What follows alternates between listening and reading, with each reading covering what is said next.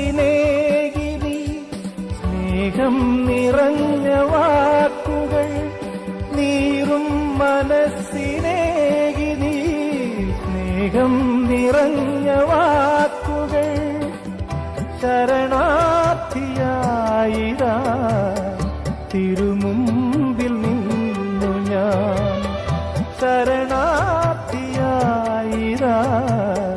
തിരുമുമ്പിൽ നിന്നു ഞാൻ പാടുന്നു ഏകാകി ഞാൻ നാഥാ നീ കേൾക്കില്ലയോ കാരുണ്യം ചൊരിയില്ലയോ രക്ഷകാ എന്റെ പാപഭാരമെല്ലാം നീക്കണേ യേശുവേ